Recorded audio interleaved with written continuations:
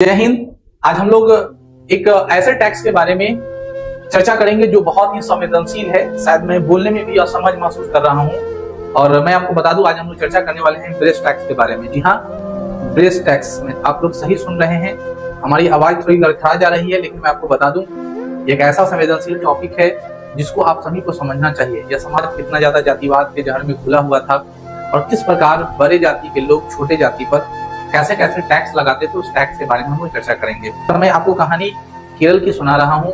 केरल उस जमाने में, केरल जो हुआ करता था, आज हम लोग जो चर्चा कर रहे हैं वो एरिया जो होता था, ये एरिया आज जिस एरिया को हम लोग केरल के नाम से जानते हैं, उस जमाने में ये एरिया होता था त्रावणकोर, इसके ऊपर होता था कोचीन, और ये पूरा इलाका जो होता था वो मद्रास प्रेसिडेंसी के अंतर्गत आता था।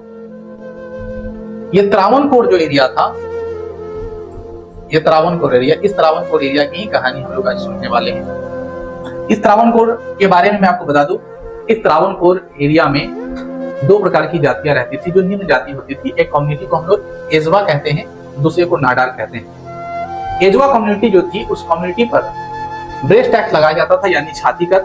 बहुत इतिहासकार लोग इसके बारे में कहने से नागुवाज गुजरते हैं, कुछ कवर करते हैं, कुछ नेग्लेक्ट भी कर देते हैं। उस जमाने में छाती पर प्रथा थी इस प्रकार कि जिस महिला की छाती जितनी ज्यादा बड़ी होगी उसको ज्यादा टैक्स देना होगा, जिसकी छाती छोटी होगी उसको कम टैक्स देना पड़ेगा। और जो अगर टैक्स नहीं देता था उसको सार्वजनिक जगह पर कहीं पर भी अपनी छाती को ढकने का अधिकार नहीं था।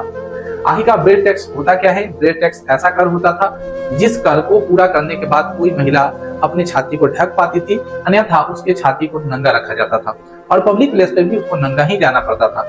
जो महिला इस बात को नहीं मानती थी उसको सामाजिक दंड दिया जाता था। तो मैं आपको बताऊं, यह कहानी उस तरफ लेकर की जाती है कि समाज में कोई व्यक्ति अगर जग जाता है, पढ़ लिख जाता है या किसी जुर्म के खिलाफ बोलना शुरू करता है तो निश्चित तौर पर उसका इतिहास बनता है। जी हाँ, मैं एक बहुत ही साहसी लड़की के बारे में चर्चा कर रहा हूँ जिसका नाम नांगेली। उसी त्रावणकोर एरिया में एक नांगोली नाम की जो एजवा कम्युनिटी से, एजवा जाति से बिलोंग करती थी, वह नांगोली जो थी उसको यह सब प्रथा अच्छा नहीं लग रहा था, यह टैक्स उसको अच्छा नहीं लग रहा था।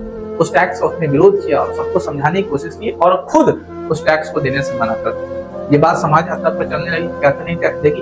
ये बात धीरे धीरे हल्ला होता चला गया और यह बात त्रावणकोर के राजा तक पहुंचा कि देखिए, एंजुली नाम की जो, नागली नाम की जो लड़की है जो एजवा समुदाय से बिलोंग करती है, ये लड़की बोलती है हम टैक्स वैक्स नहीं देंगे। ये बात राजा को सुना, बोला कैसे नहीं, जाओ जल्दी टैक्स लेकर के आओ। टैक्स लेने वाले लोग, दोपहर का समय होता है और एजवा कम्युनिटी की नागेली के दरवाजे पर जाते हैं और काफी भद्दी भद्दी गालियों के साथ, जाति सूचक गाली देकर के, ठीक है, उसको परेशान करके काफी कि तुमको हर हालत में टैक्स देना ही पड़ेगा। बहुत प्रताड़ित होने के बाद वो अपने घर की तरफ जाती है और टैक्स लाने की कोशिश करती है। अंदर से जब निकलती है वो, उस जमाने में जो प्रथा होती थी कि जो टैक्स दिया जाता था वो टैक्स भी अछूत ना हो जाए, इसलिए उस टैक्स को, जो पैसे होते थे, वो केले के पत्ते पर रख करके राजा को दिया जाता था, जब जिसको जो व्यक्ति आते थे उसको देता था।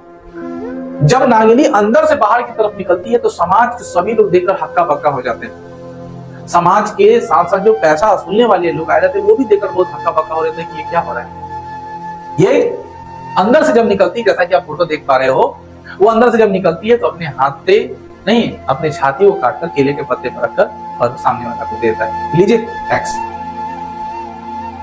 उस दिन उसके शरीर पे बहुत रक्तपात होता है, बहुत ज्यादा खून गिर जाता है और खून गिरने से उनको मुक्ति मिल जाती है। ये बात त्रावणकोर के राजा तक पहुंचती है, सामाजिक में अव्यवस्था फैल जाती है और समाज का काफी दबाव होता है। त्रावणकोर के राजा पर बहुत ज्यादा दबाव होता है और इनके प्रयास के कारण, नागेली के प्रयास के कारण या आहुति के कारण, बलिदान के कारण, आप कह सकते हो कि उस पाप के खिलाफ जो आवाज उठाई, उसके कारण 1803 में एजवा कम्युनिटी को क्या मिल जाता है?